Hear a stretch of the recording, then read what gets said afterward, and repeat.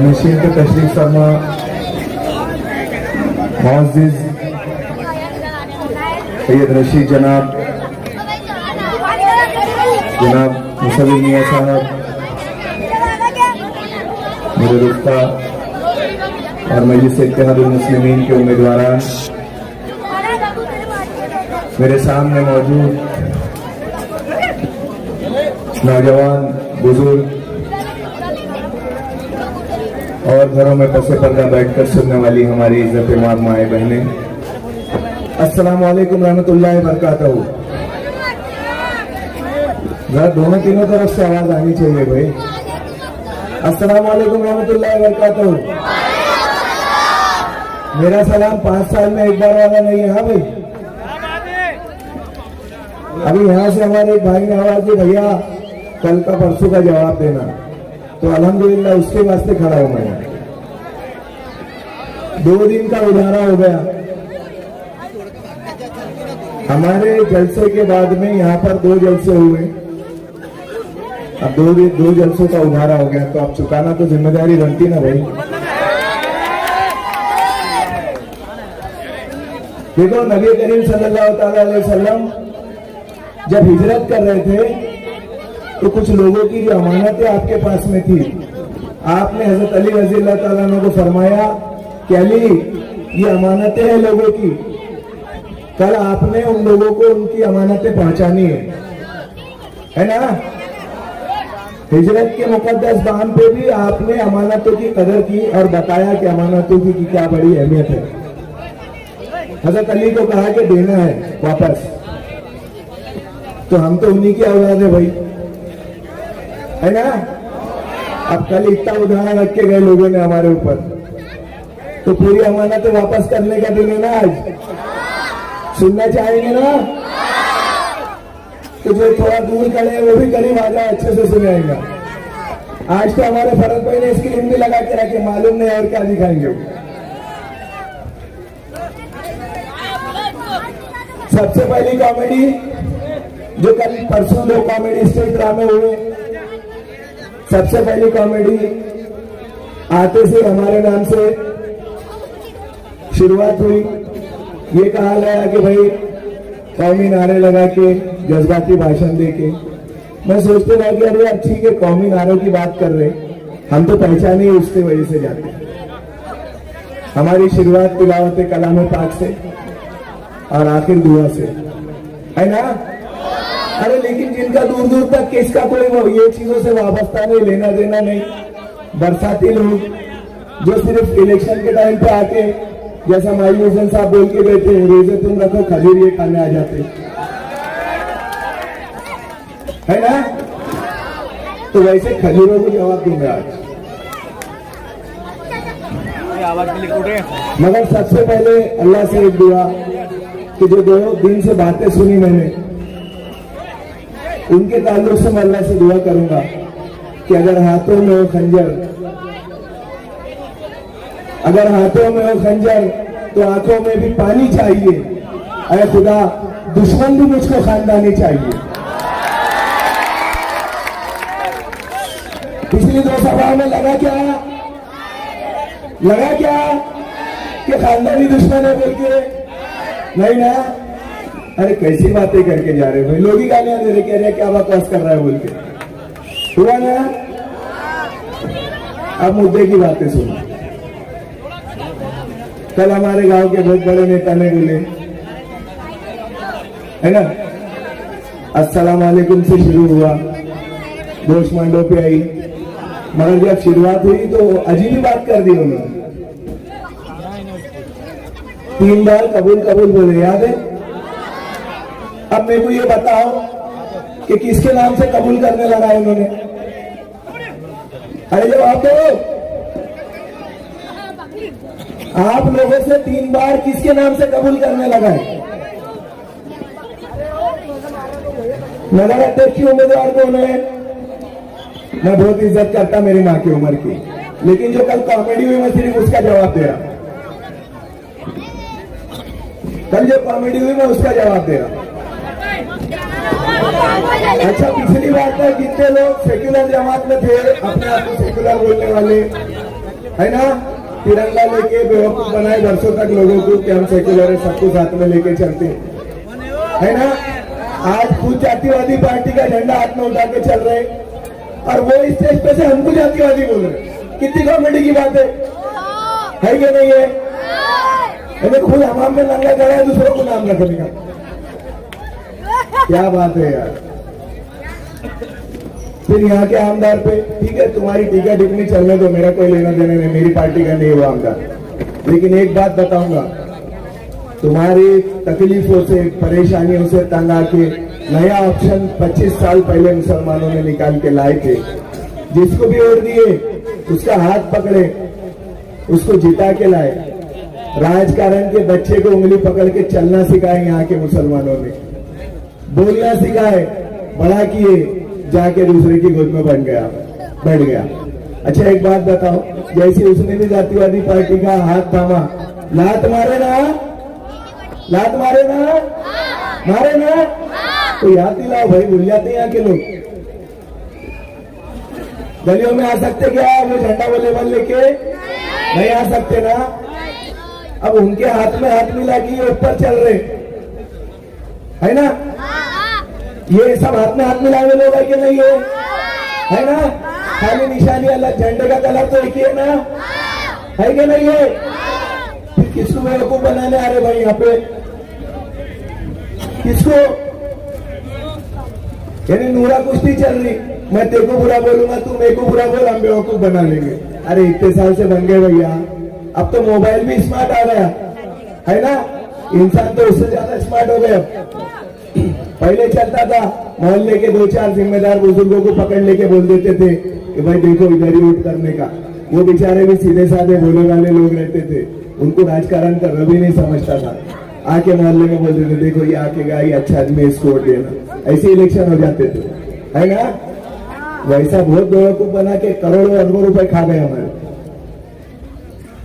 अब हमारे बच्चे भी स्मार्ट हो गए, दुनिया के आखिरी कोने में कौन क्या बोल रहा है वो भी मोबाइल पे अभी दिखता ना। कल इनके सामने बीजेपी से कौन कैंडिडेट खड़ा, इनके मुंह से सुना मैं कल कि भाई इनकी पार्टी में नगर सेवक था, ये बोले ना, है ना। आज उनके मुकाबले में जो खड़ा है नगर अध्यक्ष के वास्ते, बोले मेरी पार्टी से नगर सेवक था, बाद में प्लाटों की दलालियां करने लग गया, ये करने लगा। मेरा कोई लेना देना नहीं है उससे, लेकिन इसको लाके अपनी चक्की में खराब किसने करा? कहां पे आके बिगड़ा वो? अब तुम्हारे पास में से बिगड़ के तुम्हारे सामने खड़े हो गया तो वो बुरा है ना, जैसा हमारा बबलू बेचारा 5-7 साल तक के तुम्हारे साथ में था, फरिश्ता था बेचारा, है ना। जैसे इधर आया दुनिया का सबसे दलित इंसान वो बन गया। उसको बोल के जिसको धमकियां देने लगाते थे, है ना, उसको गुंडा साबित कर दिए पूरे गांव में। खैर वो तो कानूनी लड़ाई है, इंशाल्लाह लड़ेंगे, जीतेंगे भी। अभी यहाँ पे बोलते कांग्रेस का खारदार पे मेरा एहसान, मैंने जिताया। अच्छी बात है भाई, समझने के लिए बोल रहा हूं मैं तुमको। फिर क्या करे, वो अजित पवार गट की जो राष्ट्रवादी पार्टी है उनके साथ भी कोलैब कर लिए, टाइप हो गया, है ना। 3 सीट क्या 4 सीट करा दिए कुछ तो भी। यहां से धनुष्यबाण के निशान पे उनको खड़ा कर दिए, यानी एक सेटलमेंट हो गया। दूसरा, हमारी काका कंपनी, पिछली बार वो बीजेपी से खड़े थे, इनके खिलाफ कितनी खतरनाक बातें हो रही थी, एक दूसरे के खिलाफ हो रही थी ना। तुम्हारे पास आते फरिश्ते हो गए वो भी, है ना। अब मुकाबले में कौन रह गया ले दे के, है ना। अब हमारे वास्ते भी ऐसी 50 उल्टी सीधी बातें हो रही, है ना। पिछली बार खड़ा किए तो बोले इनसे ले लिए, इतने ले लिए, नहीं खड़ा किए तो क्या सेटलमेंट करे। वो असद साहब बोलते हैं कि हम तो सियासत में लैला हो गए, कोई मजनू बन के इधर खींच रहा, कोई मजनू बन के उधर खींच रहा। अरे रहने दो रे बाबा। और मेरे सदर ने कहा, तुम अगर अपने आप को सच में मुसलमान समझते हो, कलमा पढ़ते हो, नाम सिर्फ तुम्हारा मुसलमान का नहीं है, तुम्हारे दिल में थोड़ी सी भी ईमान की रोशनी है, तो इससे बड़ी बात नहीं हो सकती कि असदुद्दीन ओवैसी साहब ने कहा कि चलो मदीना में, किसी ने इल्जाम रख वहां पर बोल दिया मस्जिद नबी में, चल मेरे साथ में, चल सुनहरी जालियों को पकड़ के। मैं बोलता हूं यहाँ पे कि अगर असदुद्दीन ओवैसी कहीं से भी बीजेपी का एजेंट है, कहीं से भी उनके साथ साठगांठ है या सेटलमेंट किया, तो मैं रसूल पाक सल्लल्लाहु अलैहि वसल्लम की सुनहरी जालियों को पकड़ के बोलता हूं कि अल्लाह उसको बर्बाद कर दे। और अगर तुम झूठे इल्जाम लगा रहे तो अल्लाह तुमको बर्बाद कर दे, इसको नाबूद कर दे। अरे तुम्हारी नस्लें बिगड़ खत्म हो जाएंगी ढूंढते ढूंढते कि मजलिस इत्तेहादुल मुस्लिमीन किसी के पास में जा सकती है, किसी ऐसी जातिवादी तंजीम के साथ में सेटलमेंट कर सकती। शहादा में जब हमने 4 नगर सेवक जिता के लाए, सबको मालूम है क्या पोजीशन थी। 27 नगर सेवकों में से 4 हमारे थे, 12 कांग्रेस के थे, 11 बीजेपी के थे। मेजोरिटी उपनगर अध्यक्ष और समितियां बनाने को 14 होना था, 14। दोनों में से किसके भी नहीं बन रहे थे, हमारे बगैर किसके भी नहीं बन रहे थे। मैं चारों को ले जाके अकबर साहब के सामने खड़ा किया। असद साहब महसूस से बाहर थे। साहब ये चारों जीत क्या है, ये वहां की हालत है पॉलिटिकल, क्या करना है आप मशवरा दीजिए। ये नवे है, हम भी नवे हैं, आपकी रहनुमाई होना। आप क्या बोले मालूम, मुझे मर के अल्लाह को मुंह दिखाना है, वो मेरा नेता है, इसके लिए नहीं बोल रहा हूं। जो सच जो उन्होंने बोला उनका हर्फ बाय हर्फ मैं यहाँ पे बता रहा हूं आपको। अकबर साहब बोले कि 2 ही पार्टियां है ना वहां पे, एमआईएम को छोड़ के कांग्रेस और बीजेपी सोने के पहाड़ लाके तुम्हारे सामने रख देंगी तो अपने काम की नहीं है। ये अकबर साहब के अल्फाज थे। और रही कांग्रेस की बात, तो इनको कुर्सियों के बगैर मौत आती, मौत। अपनी शर्तों पे अगर ये मानते होंगे अलायंस के लिए तो हम अलायंस करेंगे, वरना विरोध में रह के काम कराना हमको आता। मैं वो नेता का छोटा सा सिपाही हूं। अगर कोई यहां ये बोल के गया कि 2 4 6 आ भी गए तो नगर अध्यक्ष हमारा है, ठीक है, सबको ख्वाब देखने की इजाजत है, उस पर कोई पाबंदी नहीं, टैक्स भी नहीं है। अच्छी बात है, तुम देखो ख्वाब, पूरे के पूरे 41 तुम्हारे जीत गए, पूरे का पूरा नगर अध्यक्ष भी तुमने जीत लिए। क्या बोल रहे कि तुम्हारे 4 भी जीत के आ गए तो नगर अध्यक्ष हमारा, तो क्या बोलना है भाई तुम्हारा, तुम धमकी दे रहे, तुम्हारा नगर अध्यक्ष जीत के आएगा तो तुम हमारे काम में हम देंगे। वो दूसरे नगर सेवकों की जैसा नहीं है जो तुम्हारे दर के पाले हुए हैं, बांधे हुए हैं तुम्हारे दावन से, वैसे नहीं है। हा? बहुत लोगों को सुना मैंने, लोगों ने आके बोले फला ऐसा बोल रहा था, फला वैसा बोल रहा था। अरे भाई जहां बोलना रहता वहां पे तो दही कचौड़ी खा के मुंह में दही जमा लेते तुमको वहां बोलने के वास्ते भेजते ना। 5 साल तो वहां बोलते ही नहीं तुम, यहाँ के वो भी हमने बोलना सिखाया बाबा, हम बोल रहे तो तुम्हारी हिम्मत हो रही माइक पकड़ने की। कभी सुने थे? कभी नहीं आते। और तुम्हारे वास्ते तो उधार का माइक है भाई, तुम रास्ता देखते कि 5 मिनट में को बोलने का मौका मिलेगा कि नहीं मिलेगा। यहाँ तो अल्हम्दुलिल्लाह हमारा है, हमारा, हम बोलते। अरे एक बात बोल के अपनी जगह लूंगा, एक बात तो अजीब ही बोल दिए भाई। 2014 में एम्बुलेंस लाई हमने, पूरे नंदुरबार शहर को मालूम है एम्बुलेंस कैसी लाई थी, है ना? कैसा लाए थे सबको मालूम है। उरस में यहाँ पे खाने की दुकानें क्या लगाए हमने, एक एक घर पे जा जाके दरखास्त क्या की हमने। 4.5 लाख रुपए की एम्बुलेंस थी वो टाइम पे। कितने की? 4.5 लाख। हाँ, ये बात अलग है कि उसमें जो बदनजमी होती थी, साफ सफाई का ख्याल नहीं रखा जाता था, बहुत सारा नगर पालिका के तरफ से जो इंतजाम होने होना वो नहीं होते थे।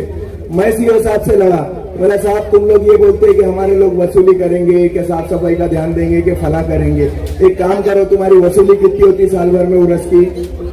तो बोले 18, 18.5, 19,000 रुपए।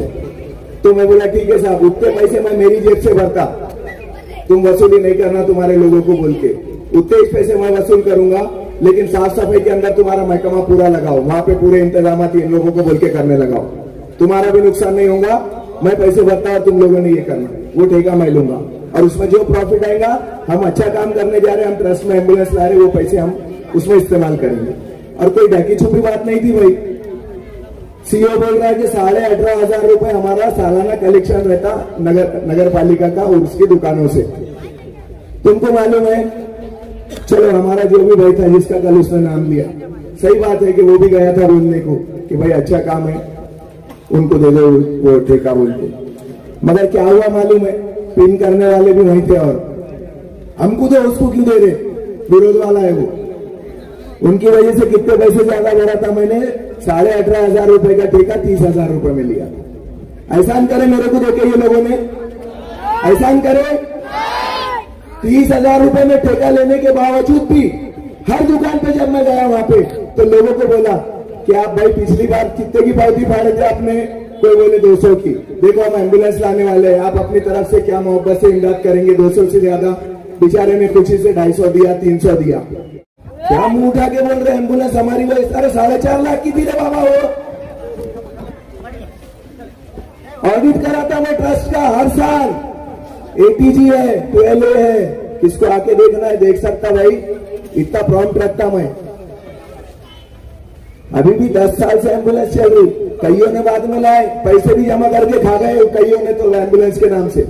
कौन थे तुम्हारे जिस स्टेज पर बैठने वाले, वो एक तो मालेगांव का लेके आए, कौन जर खरीद गुलाम, क्या फालतू बातें करके गया यहाँ पे। एक बात अच्छी बोला उसने, हदीस बयान करके गया बेचारे ने, क्या बोला कि ब्याज से पैसे देने वाला कैसा गुनहगार है, 70 क्या है, सबसे कम दर्जा ये है कि वो अपनी मां के साथ जिना करता, सबसे कम दर्जा ब्याज के खाने वाले का है ना।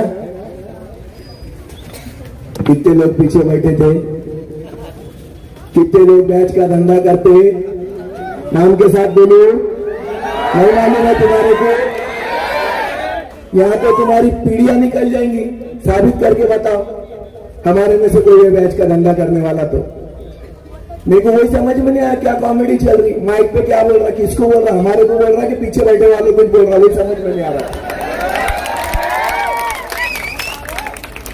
अरे क्या हाल है भाई, तुम्हारे पास में मुद्दे नहीं है, तुम्हारे पास में मुंह में जबान ही नहीं है बात करने को, तो जो मुंह में आ रहा है वो बोल के जा रहे। एक बेचारा भाई सिविल इलाज दवाखाने, अरे बेचारा एक शाहद वाला मेरे को फोन करा, भाई बोले वो नौकरी के चक्कर में 75,000 रुपए अभी तक नहीं दे रहा, नौकरी भी नहीं लगी।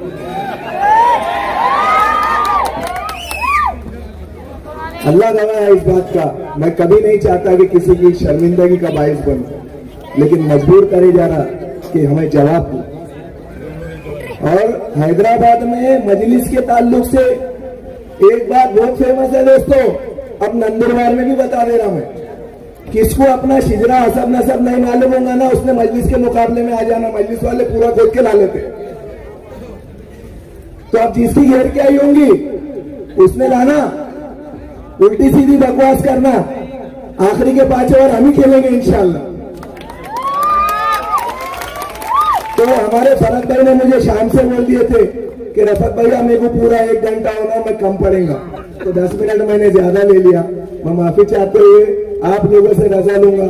मैं फिर वो शेर से खत्म करूंगा कि अगर हाथों में हो खंजर तो आंखों में भी पानी चाहिए, या खुदा मुझे दुश्मन भी खानदानी चाहिए। खुदा हाफिज़।